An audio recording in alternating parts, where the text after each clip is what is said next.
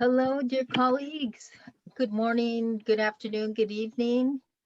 Buenos dias, buenas tardes, buenas noches. Welcome to our event, Climate Change as a Root Cause of Migration, exploring contributing factors and interlinkages, being held under the auspices of the Commission on the Status of Women. I am Rosa Lizardi. I'm a member of the Latin American and Caribbean Committee of the Loreto community. I'm a co-member of Loreto and the global director of the Feminist Task Force, a women's coalition that places gender equality as central to the poverty eradication agenda. This event is being sponsored by the Latin American and Caribbean Committee, also known by its acronym LACC. And we are pleased to hold this event in collaboration with Loreto at the UN and Justice Coalition of Religious, also known by its acronym JCOR, our partners for the UN CSW. Thank you again for being here. The CSW priority themes, as you may know, are climate change, environmental degradation, and disaster risk reduction. They provide entry points for us to discuss and to deepen our conversation on the consequences of the climate crisis and natural and man-made disasters. Today, we will take a closer look at climate change as a trigger for migration and intersecting issues such as poverty and inequality, violence against women and gender-based violence, and of course, gender inequality, all that contribute to forced migration.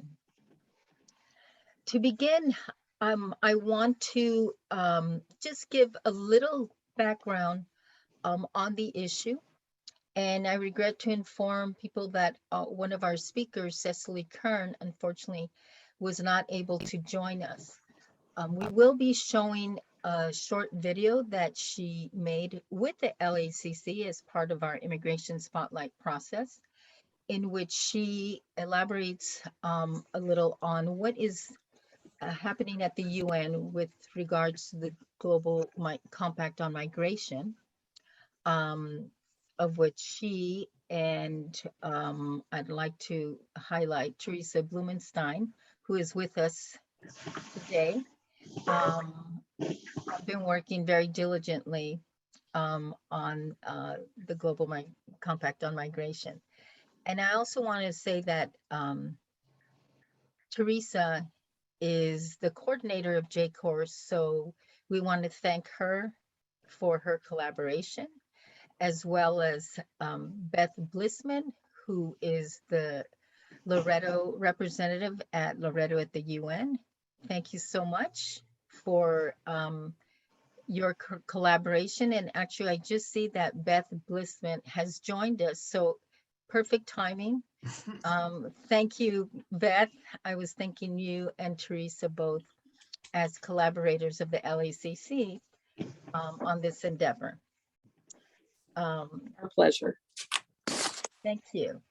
So, according to the recent World Bank report from September 2021, the report Groundswell, it finds that climate change, an increasingly potent driver of migration, could force 216 million people across 6 world regions to move within their countries by 2050.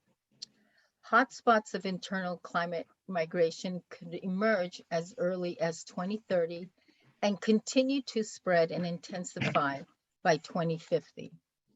According to the World Health Organization, climate change is expected to cause 250,000 deaths per year between 2015 and 2050.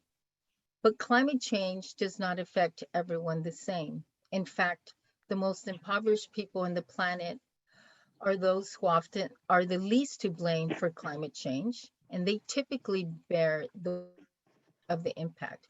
Women and girls are disproportionately impacted by climate change. As family farmers, the impact is due to excessive flooding, excessive heat, drought, causing crop failure and food insecurity, among other issues.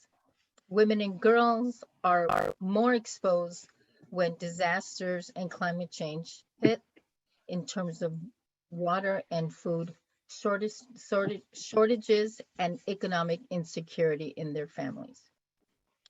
These economic impacts are triggers that contribute to economic instability and the breakdown of the social fabric, forcing people to migrate for a better life. Climate change and disaster-induced migration are a threat multiplier which forces us to advocate for climate justice and human rights within the larger context of global migration and increasing numbers of refugees and asylum seekers. In today's session, our panelists will present information, analysis, as well as personal narratives on climate change as a root cause of migration and intersecting issues. And I must say that we have a stellar panel, very thrilled to have our panelists share with us today. Before I turn over to starting our panel, just a few house rules, a reminder that we are recording this session. Please remain unmuted and turn off your video to allow for a smoother presentation by the panelists. I want to begin with a very short clip of Cecily Kern at one of our prior sessions of the LACC Immigration Spotlight, where she provides some information about the efforts at the UN around the Global Compact for Migration. And also this is part of collaborative work that we've been doing. So let me turn over to this short clip and then we will move on to the panel.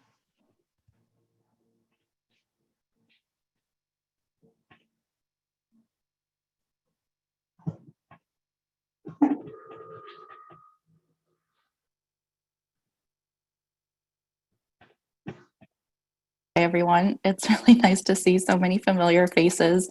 Let me get my screen sharing going.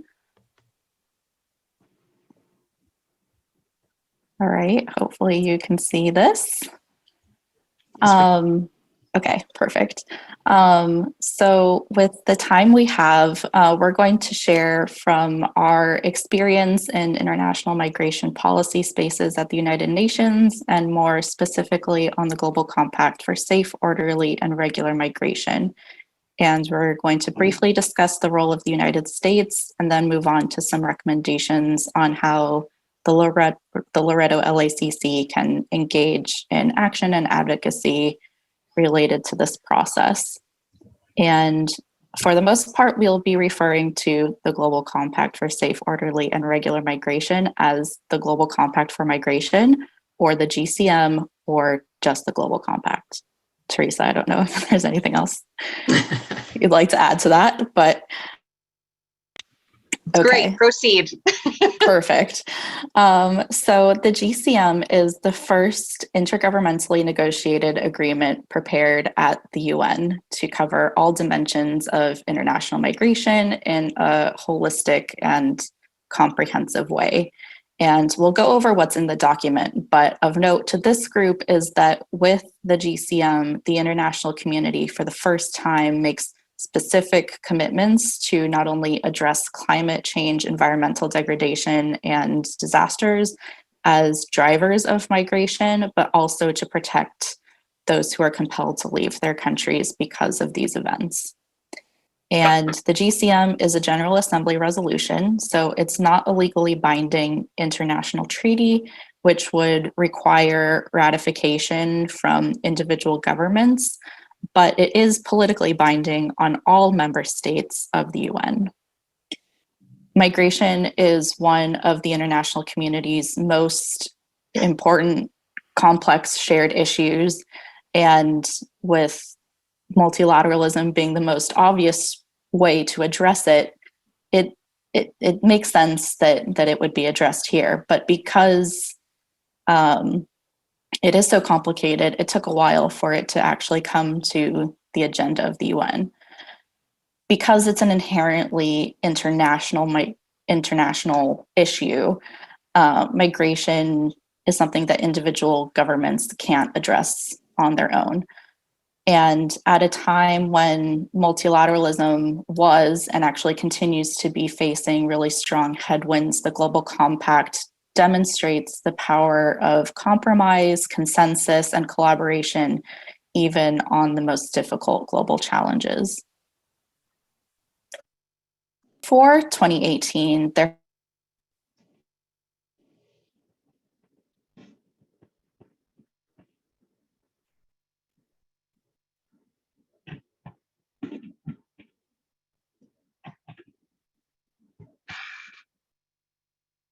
I want to thank Cecily in her absence for this wonderful presentation. And I will put the link in the chat of this presentation that she and Teresa both did. Excellent presentation, very, very thorough on the background for the Global Compact on Migration. And laying the groundwork for some of our work. But in it, I think what I want to highlight is the comment that she made about the GCM providing the first international commitment to address climate change, environmental degradation, and environmental disasters as drivers of forced migration. And see that as a very important point in this discussion. And with that, I want to introduce our panel. First of all, we will hear from Marta Benavides. Marta is a biologist, theologian, educator, and ecologist concentrating on a culture of peace in her country, El Salvador. Marta has extensive and illuminating background in peace and development, which really inform her political, economic, and environmental analysis. It stems from her work in Central America, specifically El Salvador, also her work in Guatemala and Honduras and southern Mexico with regards to migration, and as well as her work in North America. So without further delay, let us have Marta join us. Marta, you have the floor, and I will show a visual because Marta's cannot be present. So Marta, please, you have the floor. Okay. Hola. I have an accent, which I am not trying to change because it's part of me being Latina in a foreign country. I have a visual, as Rosa is calling it, but you know, it was a caricature that some of us were promoting, especially during COVID, because of the contradictions of you know that we could see in how things were being handled and the solutions that were being given strongly to people. So also, you know, I live in a country that is a very small country in terms of size, but is undergoing a very, very difficult quotation mark transformative situations. And really, they see it, the ones that have taken over, they see it as a revolution without bullets, because the present administration of government, and that's how we should refer, they are not government, they are not state, they are administration of government anywhere in the world. That's how we should be calling it. And you know, like they don't like it that we say that it is us, the people that voted for them, but then we have given them a responsibility that they must carry, and so they are our employees. And so it's very hard for them to really understand that, because they want to make decisions for us. And those of us that have been watching what's happening in our country, how everything that we have worked for through years and years, but especially since the 70s and during the war that we had in our country, that was 12 years, of bombing and destruction of the environment, and of many people displaced, many refugees came out of my country, lots of widows, lots of orphans, people in prison, tortures and all that. We endure all that. I'm just saying because sometimes we think that what's happening right now in Europe is like new, but we are watching that happened to us, and it's happening all over the world at this time that I'm talking. And all this has to do with the discussion that we have. So anyway, since the 70s, we had been able to, with a lot of struggles, because we have paid big prices to make the social, economic, political, environmental, and spiritual cultural changes that we had to make in our country. Little advance, but it was important. That has been dismantled, and we don't have anything left. And all of a sudden, we didn't have the first thing that happened, that the Supreme Court and the Court of Constitutionality was taken out and destroyed. All lawyers were dismissed, judges were dismissed, and a lot of persecution and hatred that has been instilled. This is very hard, after we have worked so hard to try to have a home where the people didn't have to flee. Right now, a lot of my people are fleeing from our region to come to the United States, where I know that things are not so good and are going to even get worse, because our people would be the kind of people that would have to, regardless of their education, because of the social, political conditions and race situations in your country, they will be what is called essential workers during the pandemic, even though, like they were very essentials for people to stay home and do whatever they could and maintain the system. But they were really the ones maintaining the system, the ones that, were doing the everyday, every hour work for everybody to be able to stay home and do things in a different way. So we were watching, like from, looking at what was happening. And so we started to really see that, these are big, big waves that come over us, like tsunamis. We call it the tsunami. And so climate change is the major, major wave that is pushing the world. But, and then, recessions and inflation now, COVID, all of a sudden we also have it there, and then everything stopped. And then when COVID came, we were telling, I mean, that's how we were told and continue to be told to people, just be sure to wash your hands and all will be well.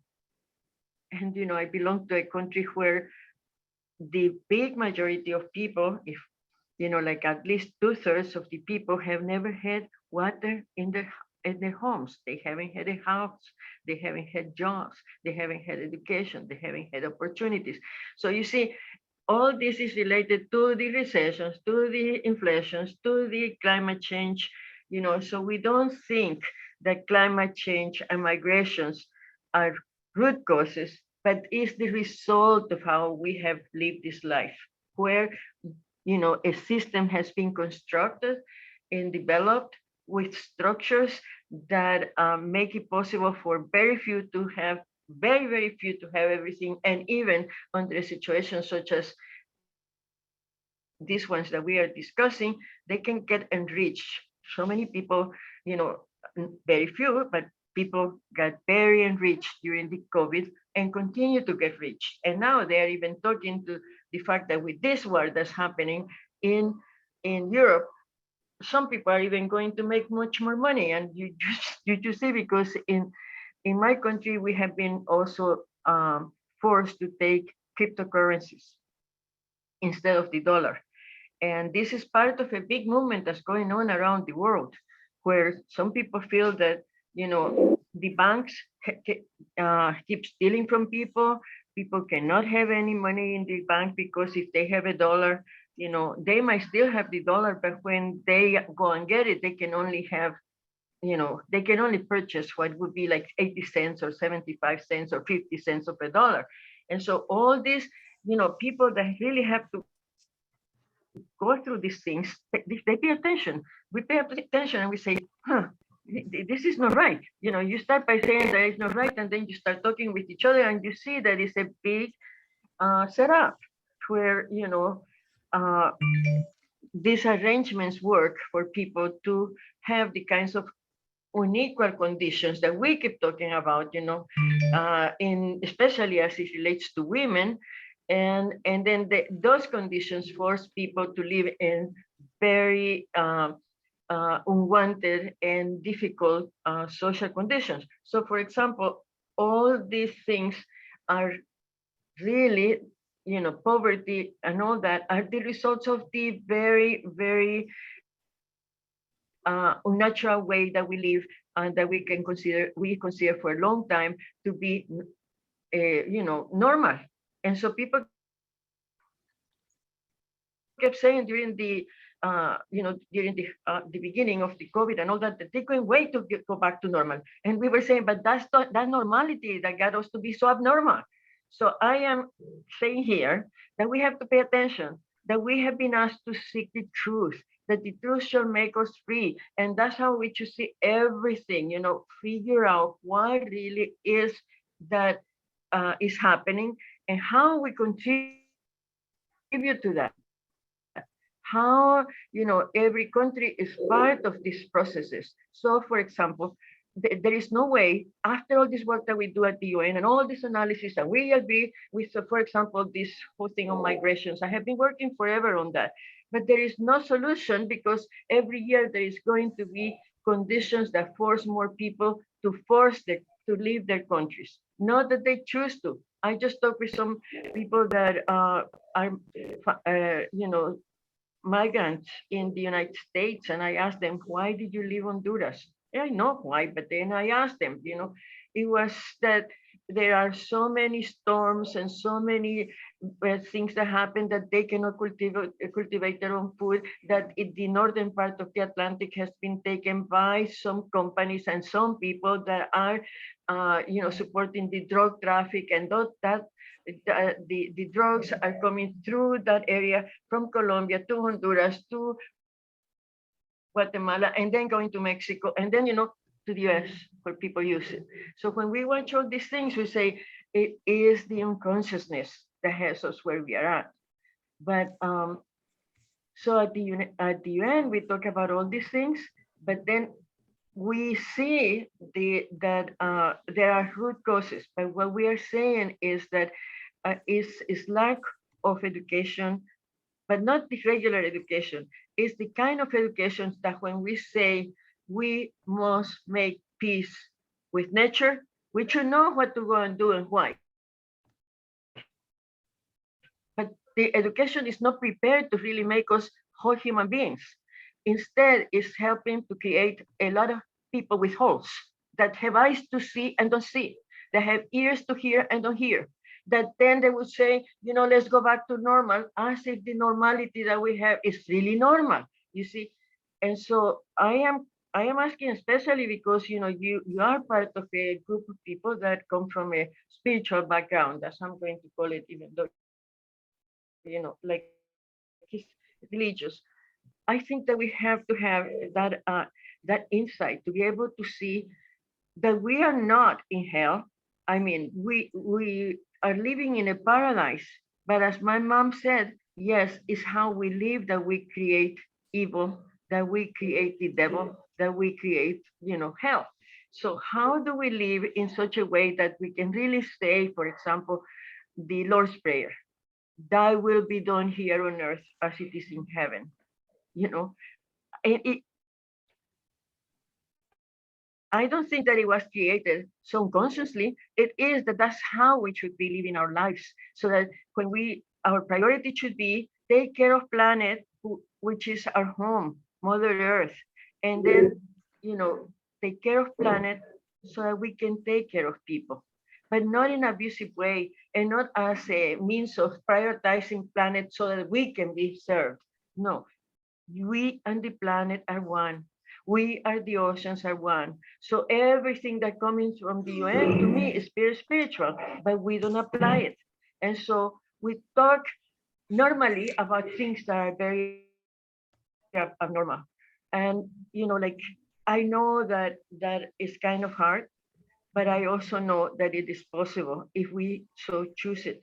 And like in the Bible, which is a sacred book, and I like it very much, even though I don't go to church that often because they talk in some ways that I just start praying in church to please let me have the patience to still be here because I don't want to, mistreat people by just getting out. So I better just don't say anything. But the problem is that, we've been told Jesus in all those stories and all these things that he did, he says, why do you get so, in such a shock and admiring that, we, that people are healed, that people are fed. And he said, look, you can do all that if you choose it. You can move mountains. So I want to leave that with you because remember, climate change and migration are not the root causes. They are the product. They are the result of the very unhealthy, unconscious way that we are living. And we have a very great, beautiful gift to be able to know, to be able to discern, to be able to make choices. And this is the challenge because otherwise it's going to be a lot of talk and we are going to continue to feel sorry and not enjoy as, when Jesus was asked, why did you come? And he told the disciples, I came so you can live in plenitude. But that's the list that we are doing. So the last challenge I want to issue is that in the UN, there is a lot of organizations that have ECOSOC status. We should bring as many organizations and many people as we can in each organization. But right now, there is the process going on ocean. The oceans are the ones that are regulating climate right now because of all the deforestation. And then we have to figure out why the deforestation. And it's not because the peasants do it. These big corporations that do the kind of deforestation of the Amazonia and all that so that they can grow soya to bring cheap hamburger stuff to the big companies here, for example. That's just an example. But then, like we have to know that we can really make the difference if we really see that ocean is such a large part of the planet. It is doing through the life in the ocean, even though we have been destroying it constantly, it has been doing the regulation of climate. And it is doing it through the coral reefs. Right now, the conferences and a lot of discussions are going on at the UN on ocean, but very few people, especially very few women, and especially very little groups, very small group from civil society participate there. It's the big enterprise that is there. And they are doing, legislation beyond the national jurisdiction. So they're talking about the big span, the big areas of the ocean where they have found that there is a lot of the minerals that are wanted and needed for the new technologies, like going to Mars or some other places. But the way that we behave is as if we were in Mars already, not being here. But the thing is this, we are still killing the ocean, whatever is giving life in the ocean, and because they are going to die. The plankton, the coral reefs are dying because of what we continue to do. And it is through that the oceans are doing the regulation of climate. So that's going to create a lot of more havoc and a lot of more forced migration and all that because of what's happening with the oceans and we are not paying attention.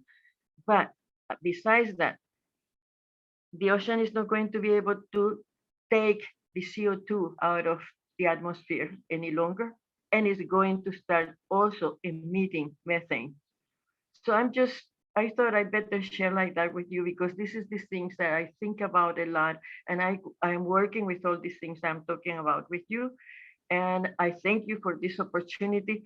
Usually I don't like to be talking in public because I move in different ways, but I'm glad I'm doing it. And I should tell you that sometimes it's hard because by doing all this work, we get in danger in our country. And in my own case, I am in exile again because of this.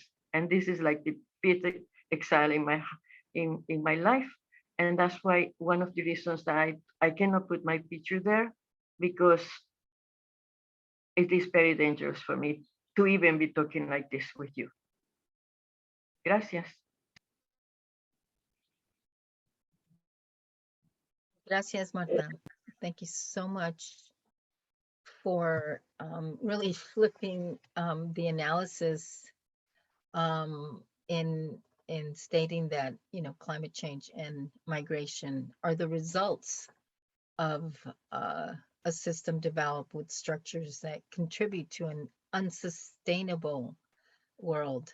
And so you're highlighting and looking deeper at the systemic issues which aggravate, you know, the economic, social, environmental, and the other element you added, the spiritual.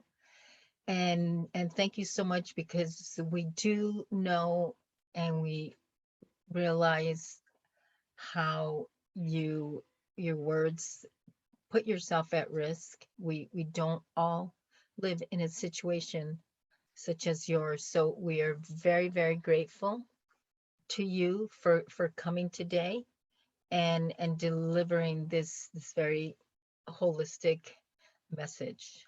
Much appreciated. We will come back to you with some questions and comments, but for now, I want to turn over to our next speaker, Krish Omara Vignaraja. Thank you so much for being here with us. Krish is the president and CEO of Lutheran Immigration and Refugee Service. Her life story has informed and inspired her work, which she has committed to a career of public service. Her family escaped a country on the brink of civil war when she was 9 months old, and they came to United States. She persevered, and she previously served in the Obama White House as policy director of First Lady Michelle Obama, and at the State Department as senior advisor under Secretary of State Hillary Clinton and Secretary of State John Kerry. So without further ado, let us have Krish. Thank you so much for being here. Thank you so much. Thanks so much for having me. Also want to just extend my sincerest thanks to the Loreto community, especially Loreto at the UN team, for inviting me to speak on this incredible panel. Obviously, we've had 2 speakers and I've already learned so much. So as mentioned, my name is Krish Omara Vignaraja. I'm the president and CEO at Lutheran Immigration and Refugee Service. For those of you who are unfamiliar with LIRS, we are the largest faith-based national nonprofit dedicated exclusively to immigrants and refugees. We have been doing the work of welcome for a very long time, beginning in 1939 when LIRS was founded during the Second World War to assist the resettlement of Lutherans persecuted by the Nazi regime. In the intervening 8 decades, we have grown to support and empower more than 500,000 immigrants and refugees, from those fleeing after the fall of Saigon to the recent arrival of our Afghan neighbors following the fall of Kabul. We have long been dedicated to assisting forcibly uprooted people from around the globe, but now we are increasingly seeing an unprotected group seeking refuge, people who are displaced in whole or in part due to climate disasters. And that's obviously why we're all here today. It's time to recognize that climate change is no longer a distant threat. We don't have decades to plan for this. It has emerged as just as destructive a force as war, violence, and persecution on the global migration stage. And while war or violence may seem like more immediate causes for people to flee their homes, the truth is this: both a war-torn country and one consistently and constantly under siege from climate-related weather events are uninhabitable. So I thought I would start, and I'll try to do this quickly because I know that we have gone over some of these statistics, but just to sort of set the stage in terms of climate displacement, definitions, the scope of the issue. So obviously, as we have heard, hundreds of millions of people are at risk of losing their homes temporarily and permanently by the end of the century. Reports indicate that climate change will become the biggest driver of migration in the 21st century.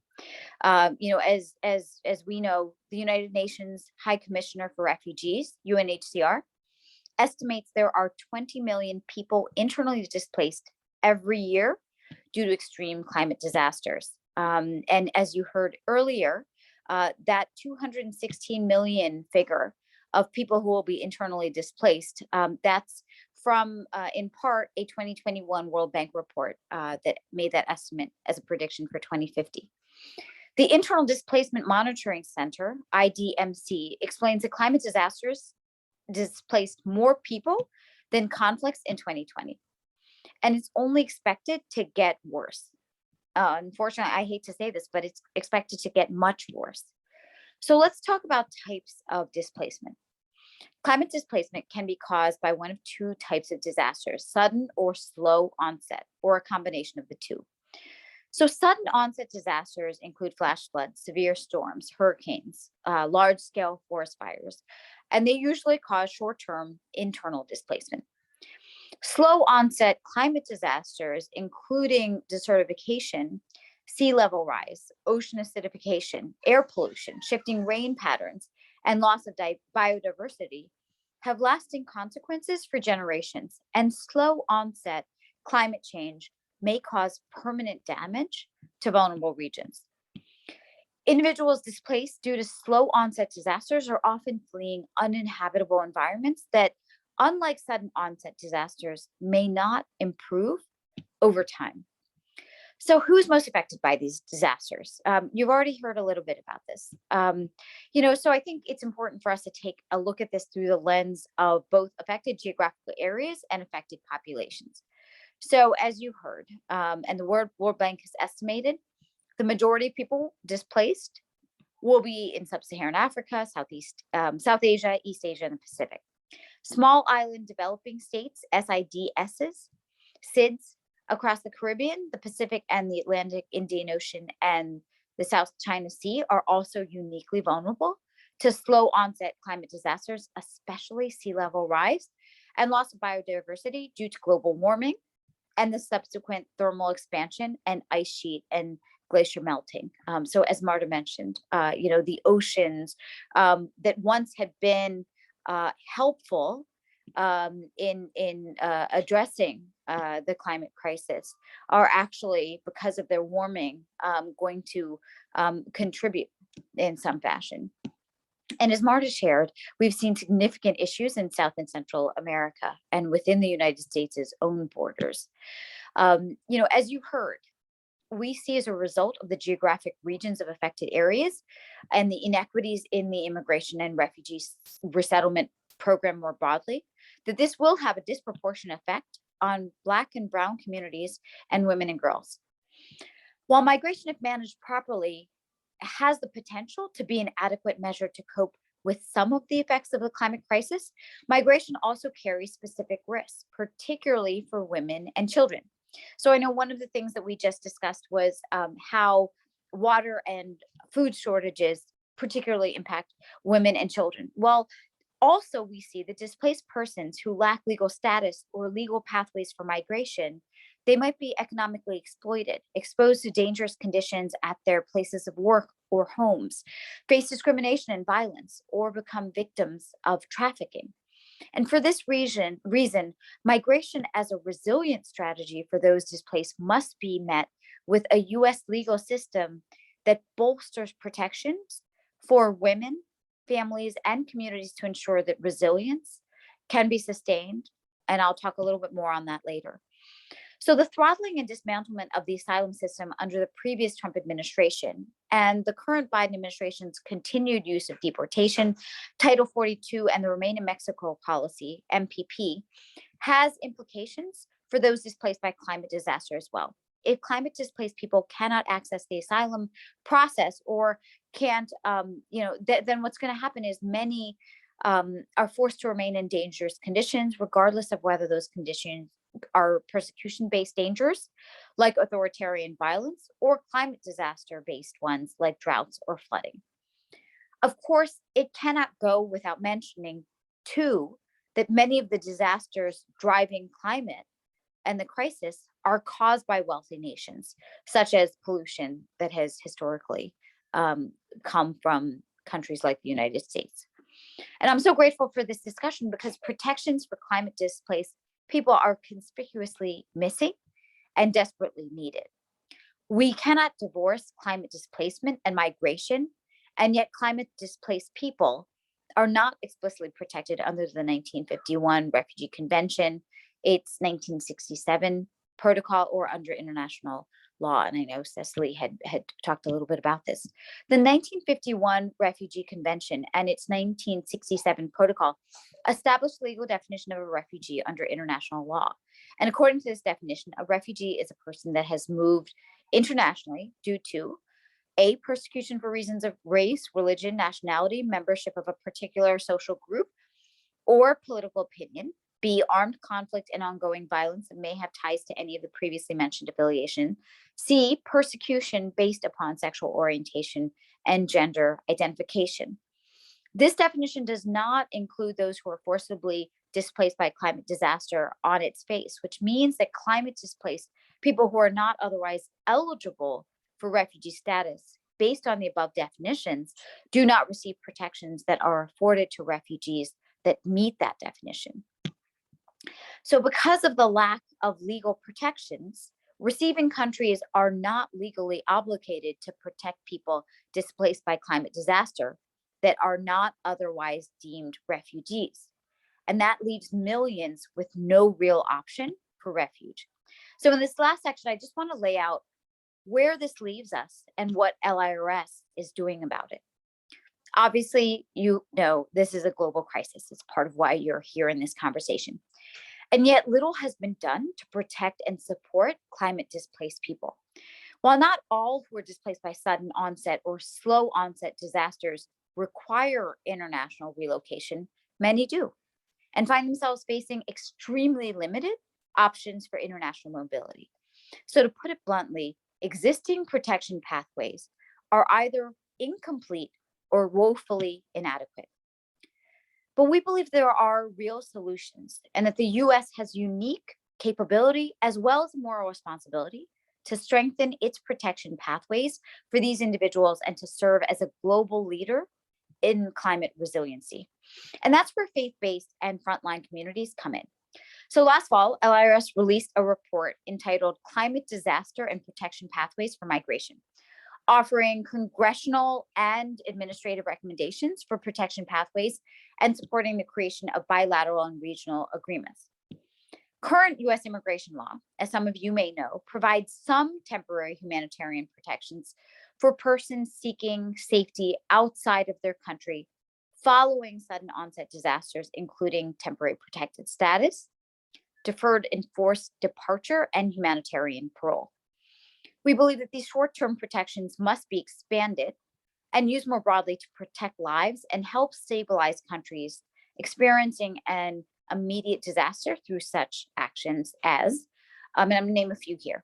So expedited and reformed temporary protected status, TPS designations for countries that experience climate disasters. A second is the use of deferred enforced departure, DED, to provide immediate protection for nationals of a country coping with a sudden onset disaster. We can also look to broaden humanitarian parole programs beyond a case-by-case basis. And then also inclusion of climate disasters as other serious harm in existing US asylum law. And so I think, I'll just end there by saying, for those affected by whether we call it sudden or slow onset disasters, there are ways in which we can advocate by creating a pathway through a new resettlement program for those permanently displaced by climate disaster, by expanding legal relief for TPS and DED recipients, and then also the development of bilateral agreements to provide relief to those displaced by climate disaster. Another pathway includes the expansion of current seasonal worker programs that assure worker protections and the creation of new pathways for additional guest workers that do not preclude longer term protection. We see incredible potential too in the development of bilateral or sub-regional agreements to facilitate temporary, circular, or permanent migration that would ameliorate gaps in the domestic labor market while benefiting those displaced by climate disaster. And that's where US immigration and climate resilience policies should consider the interests and protection of women and families first and foremost, so that migration pathways support families rather than render women and children more vulnerable in climate disaster impacted regions. And in addition to generous immigration policies that support remittances back to communities impacted by climate disasters, policies that prioritize the protection and interests of women and children, such as the Central American Minors or CAM program, should be expanded and new ones should be established. At the same time, as I mentioned, the US has an obligation to become a global climate resiliency leader, and that is where it is critical at every level of government that communities adapt to increasing the rate and severity of climate disasters, while also pursuing measures to bend the global emissions curve to limit global temperature increases. And in order to do this, the US should expand upon efforts to incentivize the creation of equity-oriented green infrastructure and renewable energy technologies, limit industrial carbon production, pollution, increase investment in regenerative farming initiatives, and replant and regreen America's coastlines. I'll end just by saying there is obviously no denying that the effects of climate change are dire and virtually irreversible, and that whether forced to move by drought or war, by persecution or loss of land due to rising sea levels, displaced people deserve dignity, respect, and the ability to start over. And we believe that there is a better path forward and look forward to working towards it with you. Thank you so much, Krish. You have provided a lot of information and analysis. So perhaps we'll have a little bit more time to unpack some of that, you know, your 4-term protections that you outlined, the TPS, the DED. Some of this we've spoken about in previous sessions. As I mentioned, our Immigration Spotlight is a space where we are continuously discussing these issues as they emerge. And just to plug, we will have next week, we will have an Immigration Spotlight that will look at the emerging border issues with representatives from 4 different areas of along the southern US-Mexico border.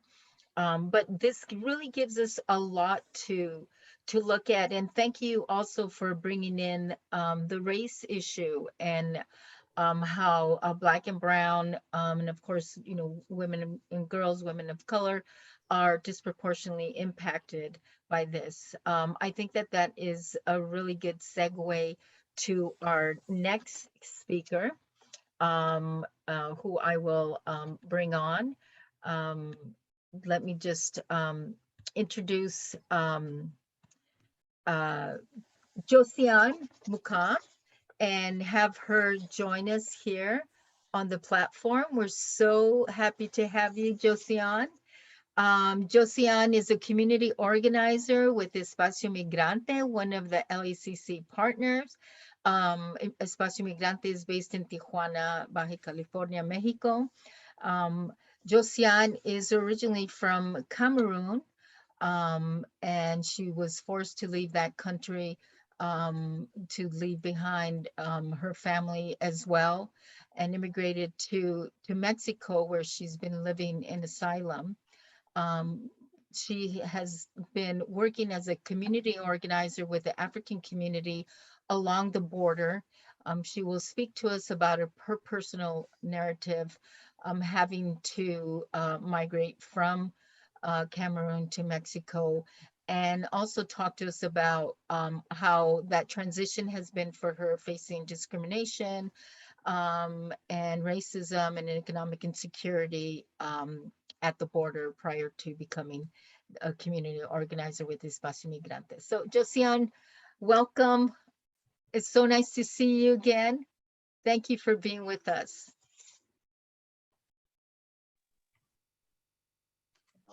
Buenas, good evening, good afternoon. Sorry, I can have little noise here because I'm not alone in the office. Sorry about that. Yeah. No problem. Thank you. That is my presentation. That is me. It's everything. Firstly, I so proud to know I am a migrant woman. When I speak about the migrant life and migrant society, I know what about because I am first. Yes, I'm crossing by that side. I make everything by that side. I'm working in the jungle with the people. I working too hard. I'm working more than 1 year to be here in Mexico. Yeah, it cannot be easy for me. Yeah, the migrant people lives here in Mexico is very, very complicated. Many people don't know about the migrant life. The majority things maybe is only the Central American we have here, but this side, no, we have many Africans. We have many Africans and many Asian people. That's why is the situation for that people. Uh, Please, can you excuse me to say that because many people say that the situation for that kind of the people is very complicated here, but this side because um, racism, discrimination is more than high level. I don't know how I can call that someone or what, I don't know. Discrimination is too high by this side. When you have my color, that kind of colors, yeah, yeah, it's something like a, is very, very complicated. Um, Before to be here in Tirana, I was in the part of the Tapachula. Say that part is a like a last enter and first enter the Mexico because with the Guatemala we have that border. The name is Tapachula. That part of the country for this country is the first, not, I cannot say dangerous because the first dangerous we have there is discrimination in racist. Yes. And also discriminate, the police discriminate, immigration discriminate, everybody discriminate, the community of that part of the city discriminate. It's very complicated. When the people arrive there, they don't know, especially the African people, they are not speak Spanish. They don't know nothing about there. All the thing they know is I speak English. I'm trying to speak French. I can go maybe in and second asylum in US. But now, since 3 years, the border are closed. Everybody know that. In the criminality here in Tirana is being more big, like a strong, more than more, because nobody don't go out.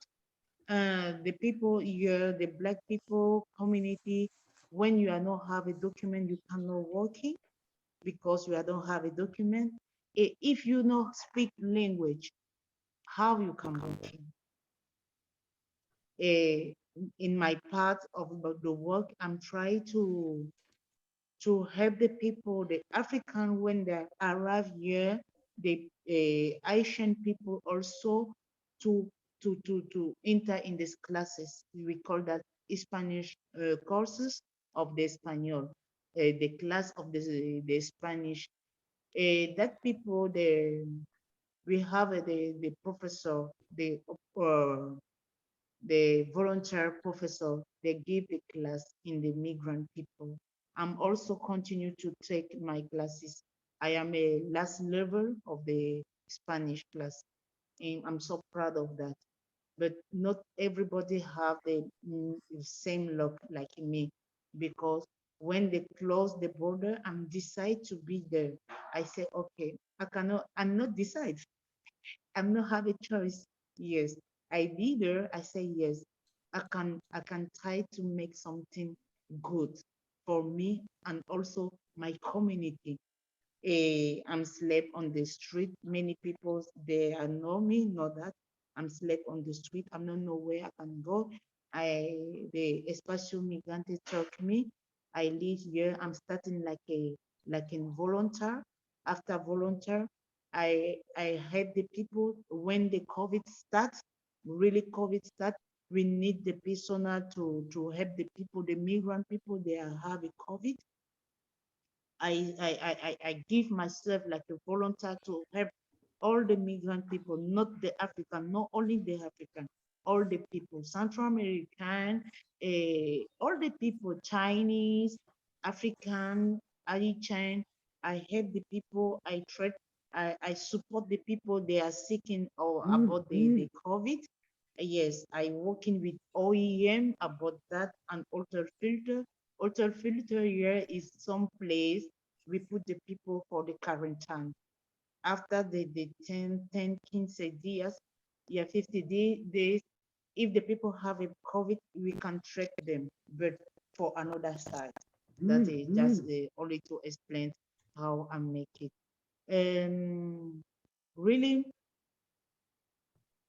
it's not be it's not being easy for me to be there, to be in front of you. Is a big reality. Many people don't know that, but it's a very big reality. I know many people, the African community dead here because they don't know to speak the language. They don't have money to receive the treatment, and also especially by the discrimination. Yeah, the doctor, I don't know if it's the doctor, if the nurse decides to say, okay, your case is not necessary, it's not emergency, you need to back in the house. Just because it don't speak language and also because it have a black color skin. The name, I can give some example. The name is Faruko. That guy, that is the problem. Is dead in the house. My colleague, I'm working with my colleague, is a Ghanaian guy. He support that guy in the house. It make a poo in the body, everything for him. But he's go in the hospital with that situation. Can you understand me? They beg somebody is here in the house for that situation because he don't have money, and also because he don't explain his situation. Can you understand that? How somebody is healed for like that? You back him in the house because he cannot explain his situation. He's not a doctor, but he's dead in the house. Really,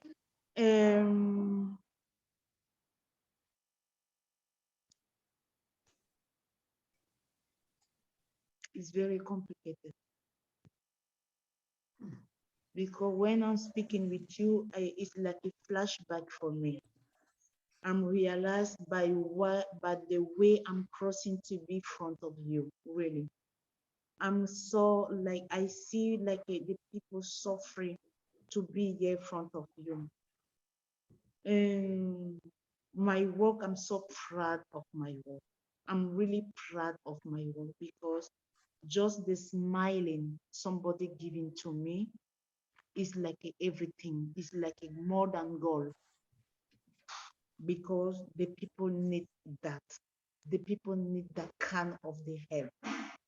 It's not, we don't need to have $1 billion to help the people, but smiling, support, understanding, give everything.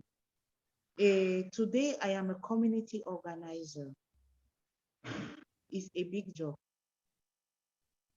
We, the people, the kind of people like you, special people like you, help us to support the African community, to help the people to have some food every night in the plate.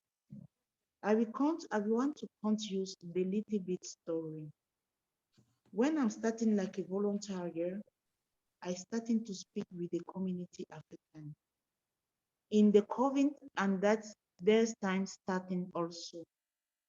In many African, at there's time, there are more than 4,300, more than two, more than 500 and 500 people African year, more Ghanaian, Malian, Cameroonian, Kenyan, Zambi, Somalian, Guinea Equatorial, Nigeria.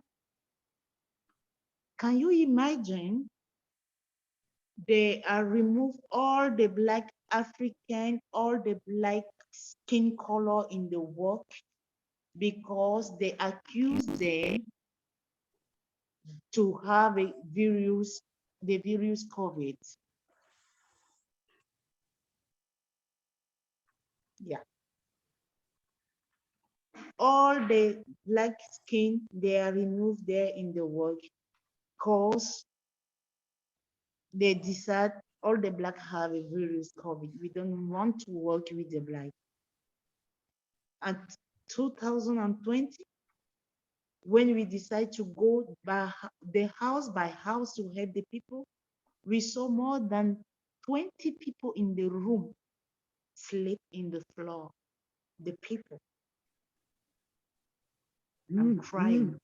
I said, I need to do something.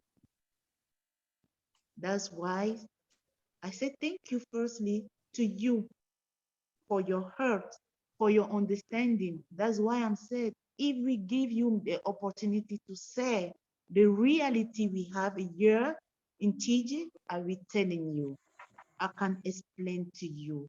I will tell you the truth because I am first the migrant woman.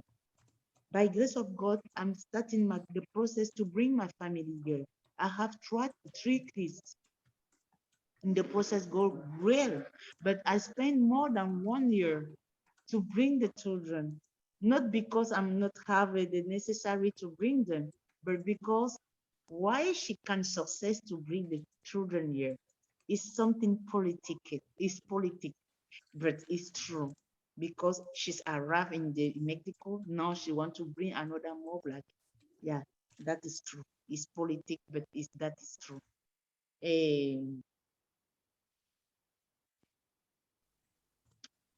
Josiane, if you can just wrap up your point that you're mentioning there, that would be great. So we can Please? open it up for questions. Yes, sir. You tell me what, please? If you could wrap up your comments, I'd hate to interrupt you. This is a very moving personal narrative, but I know that there are probably questions for you there outside. So I just want to ask if you can wrap up these comments and then we'll move on to Okay. some questions. Thank you. Yes, just to the last comment is like also the migrant community need the psychological mental assistance. Yes, because since the COVID starting, the people still here. Many of them now have the document to work, and many of them live here, the shelter by shelter, and also the traumatism of the things they have in the country, and also the traumatism here, the life they live here bring many things in their heart. Now, I'm thinking that community need more assistance of the psychology, really. Thank you very much to understand me. Thank you. Thank you so much. As I said, your story just brings a lot of what has been presented prior to reality. It's a very compelling, moving, personal narrative. We've gone from Marta providing information about, the global systemic issues, and Krish bringing the reality of statistics, and specifically talking about national issues within the United States, and you bring in the reality of life at the border, in a country that, well, my parents are from Mexico, and so I know that it's a country that is not very friendly and open, sometimes to the African American people. So thank you for bringing that reality. I want to um, open the floor for comments and questions, and we've seen some in the chat. But if there are any comments or questions, please raise your hand and you can voice them.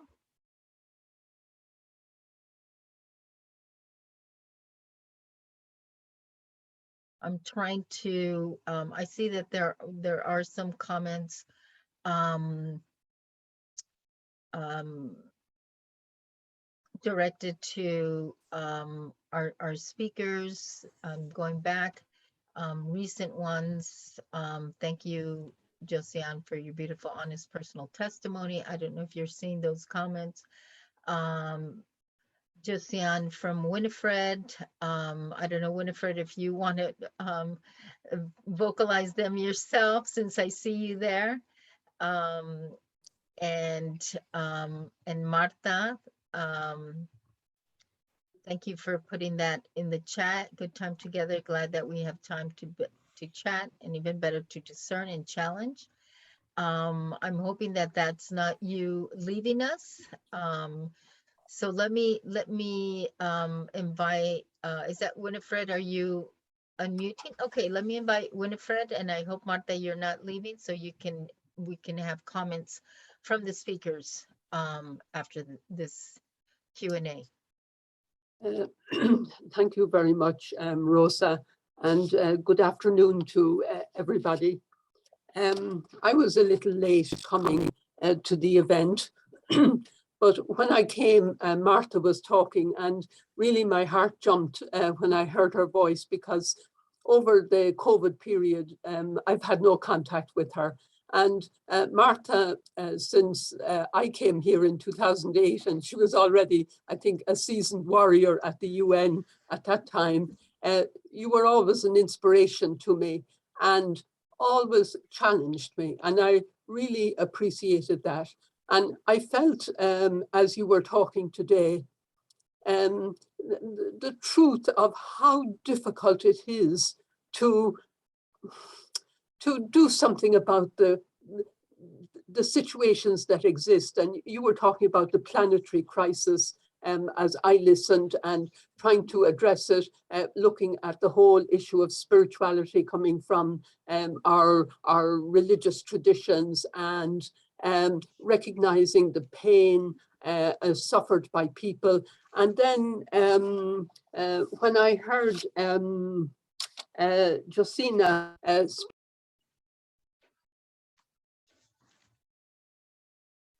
Winifred, I think you might have just accidentally muted yourself. I did, sorry. When I heard Josina speaking then, and the same heartache that is caused by discrimination because of who a person is and the color of their skin. And then I was back to listening to the Secretary General this morning, who spoke about patriarchy and the power of patriarchy and how can we break that. And the United Nations, which for me has been a gospel space in many senses for many years, it's dysfunctional at the moment, but the same in passé. How can we address the huge issues of injustice and look at the people of Ukraine? And somewhere, as Martha spoke, I was with the people of Ukraine in my heart and my prayer, but she's facing the same reality. And I don't have questions. I just want to acknowledge that I hear you, and I feel your pain, but I don't know what to do. I see Laurie has her hand up there, another champion for always raising her voice, always coming to the fore. And then I'll just come back to you, Rosa, in terms of the leadership around the whole financing for development. Really, the key is there, because what drives the power is the money. And how can we address that issue, whether it's to do with the climate emergency, the humanitarian emergency, and there's no shortage of money for war. But we can't roll out social protection. And the same discrimination, I'll stop here, the same discrimination that Josina spoke about is happening at the Ukrainian border, where people who were not Ukrainian were not being allowed to pass easily, students and other peoples of other nationalities. So thank you, Rosa, for bringing this to the fore. As always, Loretto sisters are at the forefront. So thank you, thank you. And my prayer is with you. Thank you. Winifred. Thank you so much for always your very insightful comments. Let me turn to Lori and get your comment and question, Lori. Welcome, Lori. Thank you all. This has been great. Thank you to the organizers and hosts, and thank you, Marta, for starting this out in a fresh direction. So how do we mitigate the disasters that force migration? How do we ensure that the strategies, women's strategies, integrate access to justice to remedy the wrongs that prevent implementation of all of these great plans that women's have to prepare for and reduce the risk of disasters such as all these climate change impacts? How do we create value for women's work? Women are doing all this to, making all these recommendations, and we don't have the power to implement it. And then the so-called leaders of states are coming along because that's the only kind of government that's valued. And they're saying, well, the only economy that matters is the financial economy. And this economy, this ecological economy that a lot of women are involved in, doesn't matter. So how do we, show that there is no finance without this, implementing the ecological strategies that women are proposing? How do we get it done? Lori, and thank you for always bringing in the voice of Indigenous women into these spaces and asking very, very key questions. Let me get a question from Mary Jean, and then I'll turn over to Krish and Martha and Josiane. Hi. Mary Jean. Hi. I don't have a question. I'm just very grateful. As we look at the panel, look at these powerful women, in whatever way, including Rosita, you know, that bring women to the forefront. And somehow, I think we have power. We just have to grab it. And we heard, you know, a lot about what is happening in our world, you know, with climate change, with discrimination. And then we go to the reality of Tijuana and the discrimination. But look, in Espacio Migrante, where Josiane is, it was started by young women. And I'm part of Loreto, as Rosa is, and we have to spread and support these women on the ground doing this kind of work. And I'm just very grateful that LACC could be part of this to bring it. And we have to figure out how, like Lori said, how do we use the freaking power that we have? I know we can do it. And you look at, oh my God, the stuff that's on TV, they're all men, you know, but then this morning, the president of, or the head of Ukraine said, Biden could be a power for peace. How do we support that so that, and I think we can. So thank you very much. It was excellent.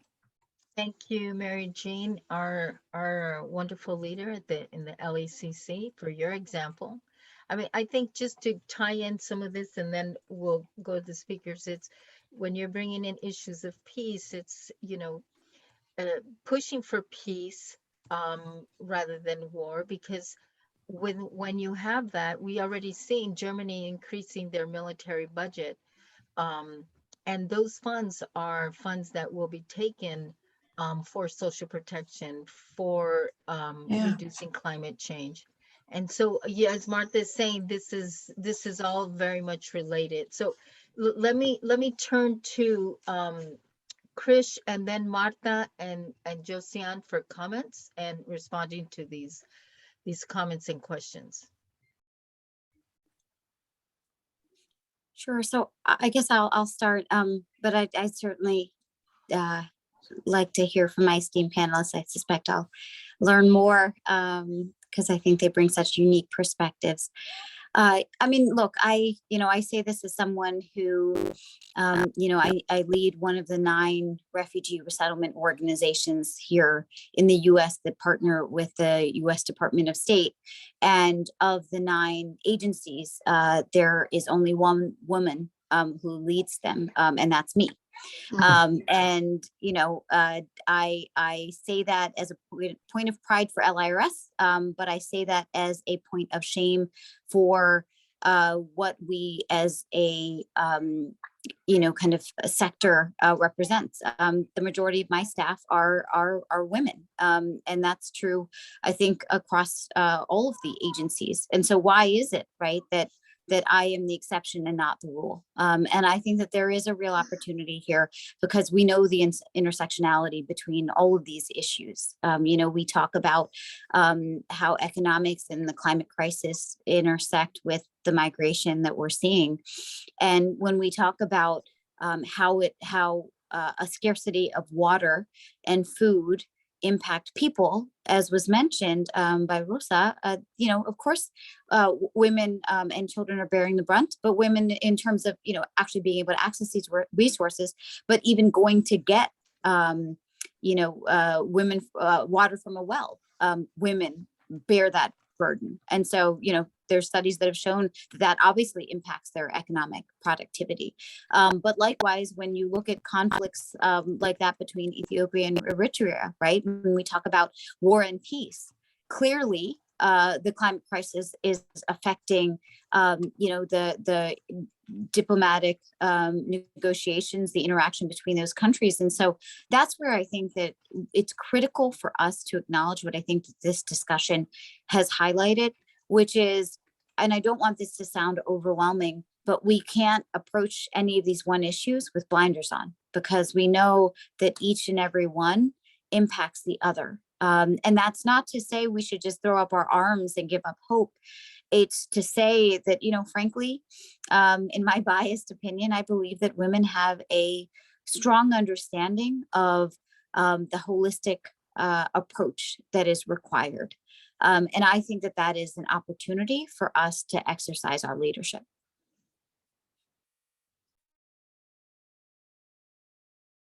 So much. I mean, we did hear the Secretary General this morning say exactly what you said, Mary Jane, when he talked about patriarchy and male domination in the UN. And he said, power, you just have to take it. So you're just as insightful and wise as Antonio Gutierrez. So Martha, can I ask you to come in?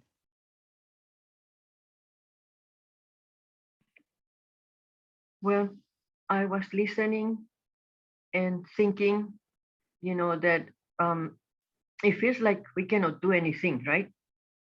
But we have to remember all of the time, and that's why I go to the aspect of spirituality, the spirit, because we are in this paradise. Imagine we as humans deserve the whole universe to be working for billions of years to create a paradise where we would have everything so we could live in plenitude. If we know why we are here and who we are, we have to depart from there and know the power that we are. And we have to claim it all of the time and not resist to do even the smallest thing that we can do that really is about affirming, that relationship with planet, with all of life, and with all of humanity. And that has to be the priority. Whatever we do, it has to come from there. And so it means to me, for example, that when in my country, there is this hatred that is being pushed and revenge, and then they tell us, you are just a very small group of people and we are going to lapidate you. So I ask, do you know the word lapidate? What does it mean? And then they say, stone people to death. And I say, so you're going to do that? I disarm them by being like that. And then they say, no, we are not going to kill you like that. We are just going to kill you and make all of you disappear politically. And then I see what they are constructing. They are constructing something that is very individualistic, that doesn't care what it happens to planet, to the rivers, to lakes, anything. They just take the whole control so that they think that they can be, somebody like that. But then I know I am. And I repeat it to myself. At the time, all of the time, I'm repeating that to myself and enjoying the little things that I see in life. Sometimes for people it's small, but for me, to be able to breathe, to be able to see that still under all these messes and that we haven't done what we have to do and we've been told to do, to make peace with nature. I am making peace all the time with myself and with nature. And, I keep thinking of all of you. I keep thinking of Lori, for example, and I know that it hasn't been easy for them. And I know that that gives me direction. And I'm thankful for Winifred because I see her working every day. She's there and working and trying. I see that there is something I see that can be done. The mindfulness. But it's not this mindfulness that we sitting there and with our fingers somewhere or our legs in any way, but knowing that we are here to be the difference, that we cannot be saying that we want a more peaceful planet. I don't want a more peaceful planet. I am working for a peaceful planet because I don't want a piece of peace, and to be critically about how I see things and how I think, or I don't want a more just society. No, that's what they've been giving to us with all these arrangements that we have, and give them here and there, and then they take it out and all that. No, I want a just society.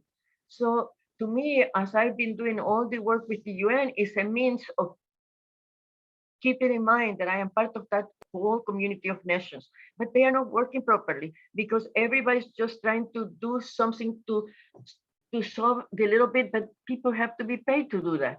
And then, I think, well, like to be able to live in the United States, for example, and do the work of human rights and dedicate yourself for that, most of the time, you need a lot of money for that, while the rest of us are just making do in our countries. And I decided, well, if the people can make do, I will make do too, because that's for me the purpose of all the education.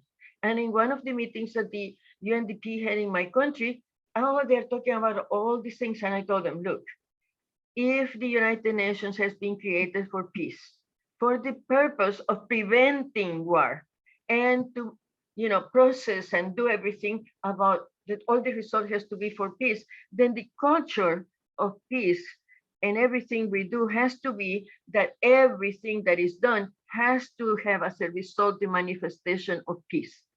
And then the guy from the UN said, I hadn't thought about that. Yeah, but then, how are we going to have education? How are we going to educate ourselves to all this? How are we going to learn about, the cryosphere? Almost nobody knows about it. It's delicious to know about those things and see that you are mindfully living about them too. So all I'm saying is, those things that we do at the UN, we got to make sure that we take them to our communities, that we give them a sense, that people take it into imagination and know that there are these frameworks. And so all the post-2015 development agendas, the new development agendas, they work within and they work transversally, and all of them must be worked together at the same time. It's just figuring out the magic of doing that. And then we realize in my country that given that we are in an area where there are earthquakes, we should have the risk reduction process at the top to illuminate all the work that we have to do through the development agendas. And the climate is very key. And that all of this has to be so each country can be a real sanctuary for their people and nature. And, like Right. if every Thank you. country does that, then, like we will have one day a world at peace in a healthy planet. And those are the measures. It seems simple to say it, but it takes time to figure out every day, every step, how you do it. And I know that some of us are doing it, and that makes me feel very good. So I hope that you know that I'm out there in exile. And the last thing I have to say is that these migrations has been forever, and that's not to me to say that therefore we cannot do anything. No, everybody's in exile. We have never been at home because home should be a planet that is healthy and for us to live in peace. And for me, that is what I do every day, and regardless of what anybody else is doing. Okay? So much, Martha.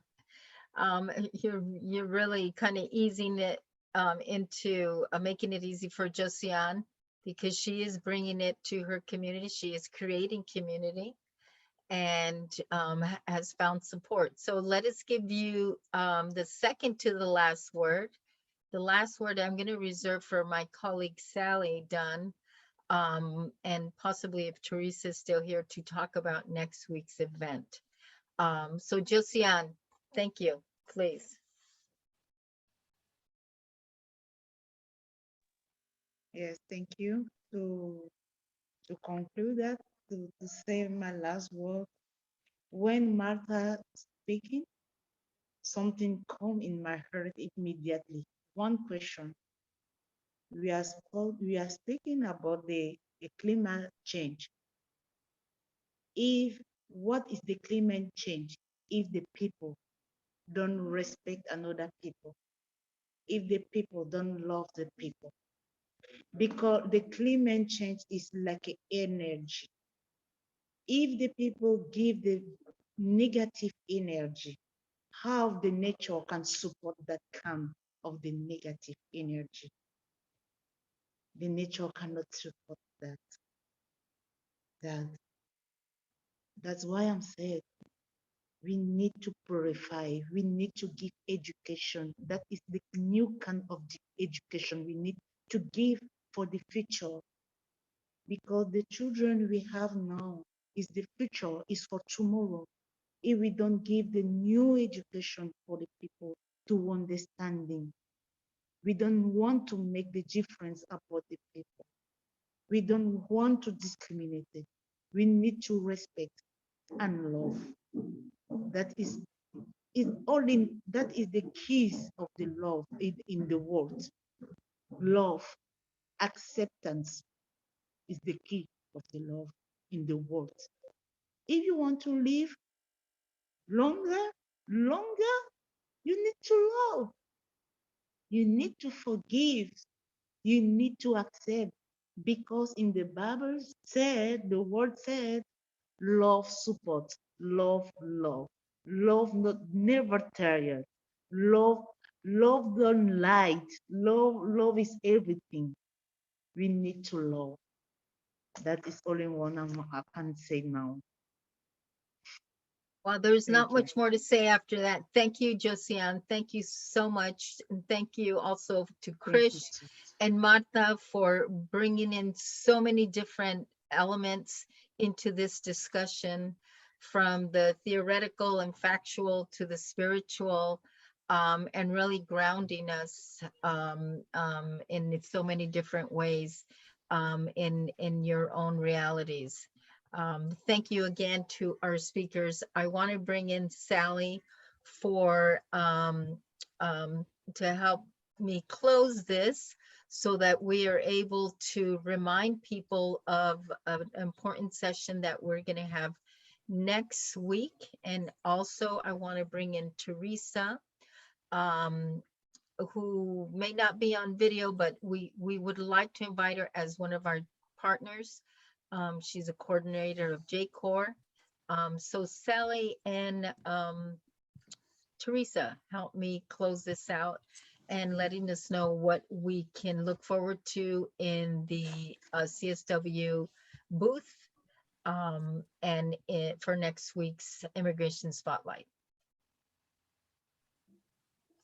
Okay, Rosa, thank you. Thank you so much. And I'm aware of the fact that we're a little bit over our scheduled time, so I will be brief, but I can't start plugging the event next week without acknowledging, Josiane, how much your final comments touched me. Thank you. Thank you so much. This was just a wonderful session. And you know, I was at the UN for 8 or 9 years. I've gone to lots of sessions. I would put this one at the top of the highlights. Our speakers were wonderful, and the discussion has been very enriching. Next week, the LACC is sponsoring a second CSW event. It is also in conjunction with J-Corps, and it is going to be a more specifically focused panel of Loretto partners along the US-Mexico border who will speak to us from their personal experiences in working with migrants, immigrants, asylum seekers, detainees along the border. It is an event that we are doing in conjunction with the series of events that Loretto calls our Immigration Spotlights. We've been doing this for almost 2 years now, once or twice a month, to highlight immigration issues that are going on currently along, as I say, mainly the US-Mexico border. The event next week is called Immigration Spotlight: Humanitarian Crisis Along the US-Mexico Border. It will be held at noon Eastern Time on Wednesday, March 23rd. We have a flyer that we'll be sending around.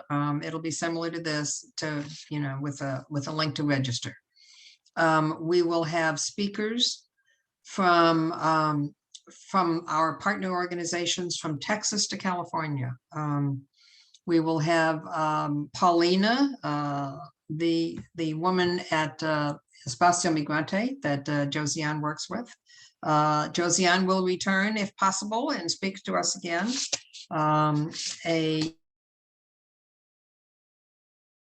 A woman named Dora Rodriguez will speak about the support that she and her organization do to the women in a very small town called Sasabe. We have humanitarian volunteers from Nogales, and we have 2 of our Loretto volunteers who are working with organizations in El Paso who provide support to migrants and refugees. In addition, we will have Sister Judy Borg, a school sister of Notre Dame, who does work in Agua Prieta. So it's a wide variety of folks. We'll hear from their experiences, all of them witnessing on a daily basis the humanitarian violations that are being perpetrated by the United States government. We hope you all will join us. Thank you so much, Sally. And Teresa. I want to echo Sally's appreciation and everyone's really for the wonderful testimony and reflections that were shared here today. It's truly the Loretto spirit of an event to be able to get down to the granular detail of an issue as specific as migration induced by climate change and environmental destruction, but also to take in the big picture of a peaceful world, a just world, into which all these smaller issues are wrapped. So I really want to appreciate that and all of the sharing, and also just add an invitation to all to check out the Loretto and J-Corps exhibit booth for CSW. I have put a link for that in the chat box, along with the calendar of all the programs that we're offering during this week and next. And especially I want to invite you to the daily reflection programs and the Saturday debriefing sessions that J-Corps is offering if you're looking for a bit of spiritual refuge in the midst of the information storm of CSW. We're looking to offer that to you. The daily reflections are at 8:30 in the morning and usually 4:30 in the afternoon. Today's will be at 5:30 due to a conflicting event. But the Saturday sessions will be at 8:30 in the morning. But the whole calendar is there along with the links to join. So I hope I'll see you in some of those spaces. And thanks so much to all of you for being part of CSW and all that it works for. Thank you so much, Teresa. And we're very appreciative of the partnership with J-Corps. Teresa, you know, was a former volunteer of Loretto at the UN, as well as Cecily, and we're grateful to Cecily for her video. I want to thank our speakers, Martha Benavides, Josiane Makoum, and Krish O'Mara, Vigna Raja. Thank you so much. We're so grateful. And I want to thank you all for joining us, our colleagues, our dear colleagues that I see here in the participants list. Thank you so much for joining us and for inspiring us and really driving home wonderful messages and inspiration. We look forward to seeing you next week on Immigration Spotlight or in the daily meditations in the J-Corps Loretto at the UN exhibit booth space. Thank you so much. Thank you all. Thank you. Thank you. Hi, Bye. Kitty. God bless you. Thank you, everyone.